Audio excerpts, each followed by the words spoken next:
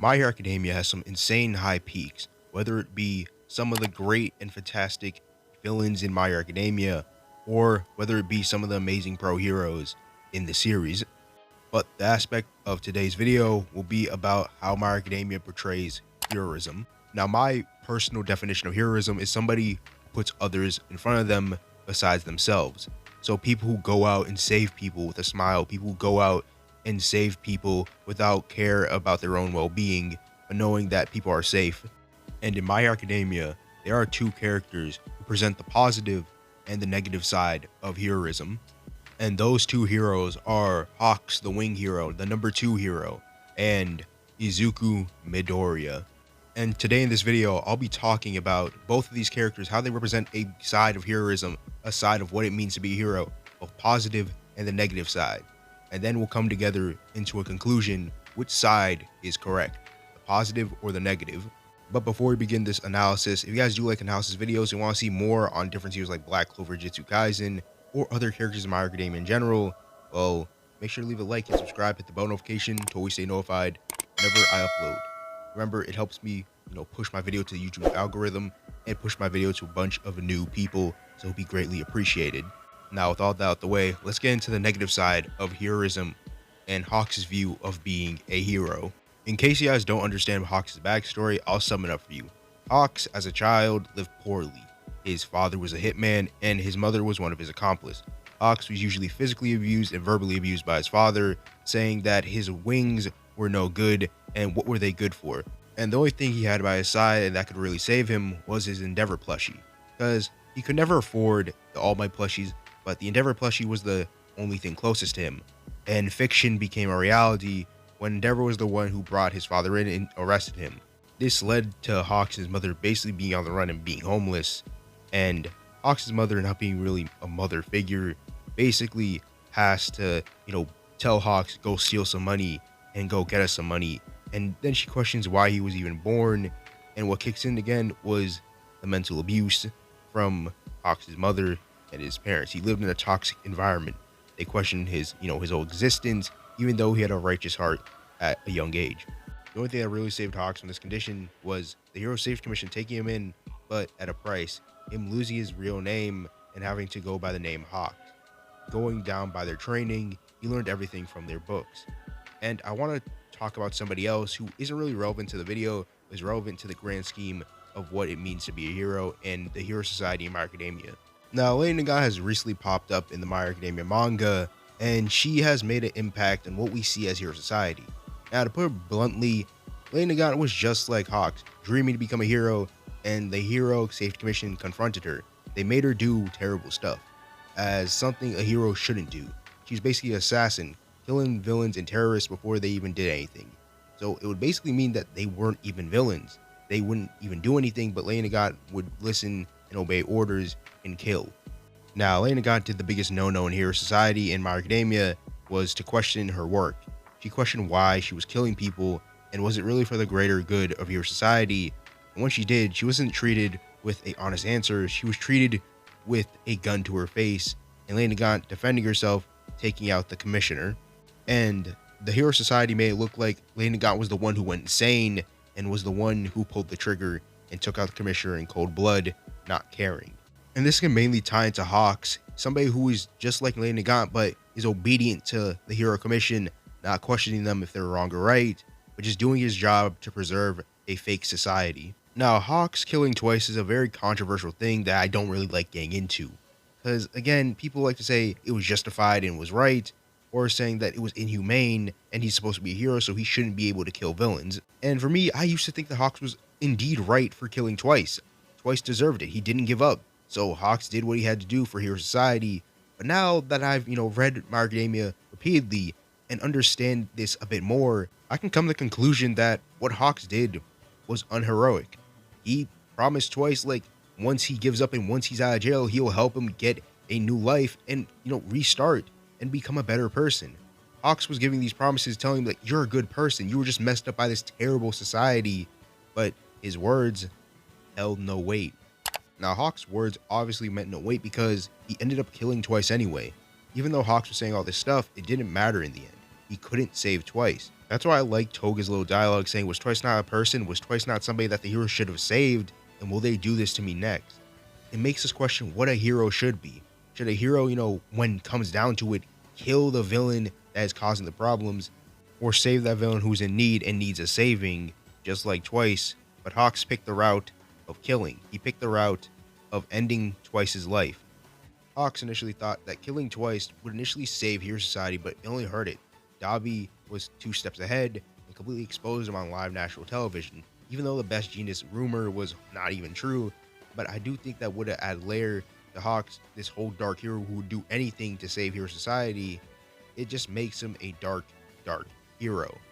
It's somebody who isn't as heroic as someone, as you could say, All Might, Deku, who I will be getting to soon. It just shows that Hawks was basically played by the Hero Save Commission, manipulated into their will, and did their bidding. Hawks didn't have his own ideology of what a hero should be, and he did what he saw fit for Hero Society, even if that meant killing villains. Now, I'm not going to get into Deku's backstory because it's more prevalent in the beginning of the series, so I don't really need to go over it to people that already know it, but we'll go into Deku's nature of heroism, who would save people who are in need. Somebody who doesn't need saving, somebody like Ares, somebody like Ida, somebody like a villain, like Shigaraki, which I'll be getting into. Deku saves people with a smile on his face and inspires to be like All Might, and soon later has to take the responsibility as the final user of One for All. Now, Deku's whole view on heroism and Hero Society can be seen as somewhat of ignorant or as neglectful. Deku's fight with Lady Nagant proves that he is ignorant and bliss from all the things that are happening in Hero Society and all the evil that's going around in Hero Society. Deku thinks that the ends justify the means. He thinks that Hero Society is morally correct in some way, shape, or form. But Lady Nagant corrects that fact, and when he thinks that Lady Nagant was just a criminal who just went insane and killed her boss. But it wasn't like that. It was a whole different story. And Deku realizes that was the case and realizes that he's still trying to piece together the bits and pieces of Hero Society in general, but he knows coming together they can make a better society.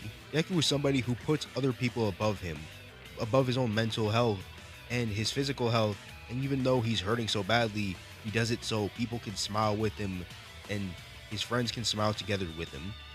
Deku has always been seen in My Hero Academia in the first half to beat villains because they are hurting innocent people or hurting his friends and not really trying to understand them, but being forced to fight them. And Gentle, Criminal, and La Brava are kind of exception. He understands them a little bit, and he understands what they went through and how Hero Society screwed them over, but Deku did his job and defeated them. He sympathized with them, but he also gained their respect. Deku then has a revelation in the Vestige World One for All, saying that instead of trying to kill Shigaraki, at first, he wants to try and understand him. Try to save the crying boy that he saw in the ward. And we already saw that All Might has attempted to kill. He's attempted to kill All For One because All For One killed his master. And can you really blame him for taking that anger out on All For One? Somebody who shouldn't really be left alive or, be under the same circumstances as somebody like Shigaraki.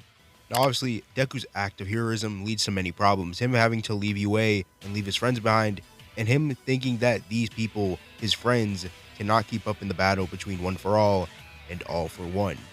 You could say it's Deku trying to keep them safe and him trying to be a hero and do whatever he can to keep them out of the battle, but you also see this as selfish, as him putting himself in front of everyone, knowing that he has to burden himself with the task of One For All and defeating All For One.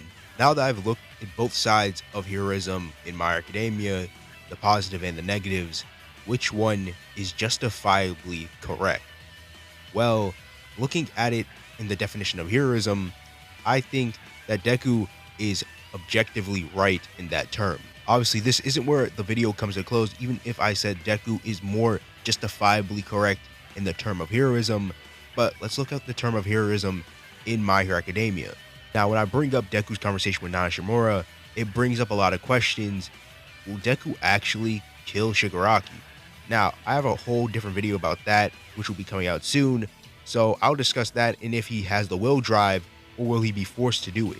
Now, just because I said Deku is more justifiably correct in the terms of being a hero than Hawks, doesn't mean his way of thinking is not flawed. The way he is thinking he can just go out and save Shigaraki and try to understand him, when this guy is a mass problem waiting to happen. And if Deku continues the way he's going, he might get himself killed or get people close to him killed, and he might have to come to a realization, just like Hawks, that when neither side gives up, when neither side gives in, one person must die. Now, I feel like in terms of being a hero in academia, you must have these two moral compasses, the positive and the negative side of hero society and heroism, that you must be ready to kill somebody if need be. And that's why Gran Torino told Deku that don't just outright go out and understand Shigaraki or forgive him, that death can also be a way of salvation. Shigaraki is a mass murdering supervillain who will stop at nothing to destroy the whole hero society and everyone in his way. And Deku is going to have to come to terms and take that negative side from Hawks, or take it as a whole and understand that sometimes somebody's just gotta die for the greater good of society or the greater good of the world. And chapter 326 greatly explained what a real hero is. Stain told All Might it wasn't because of his powers, it wasn't because that All Might was super powerful, it's because of the people he saved and the impact that he had on people's lives. That's what made him a great hero. That's what made him special. It wasn't because of One for All. It wasn't because of his powers. It's because of the impact he made in society and the people he met along the way. If you feel like there was something I missed in this video, feel free to drop them down below and have a dialogue down there. I'll try to respond to them as best as I can, but this is the end of the video and the analysis of heroism on how MHA portrays it. But overall, if you guys did enjoy this video and you want to see more MHA analysis, again, leave a like and subscribe and hit the bell notification to always stay notified whenever I upload. And it has been the Red Cloak. I'm gonna head up out of you guys. Peace out. I'm out, guys. Peace. Have a great rest of the day. Stay safe.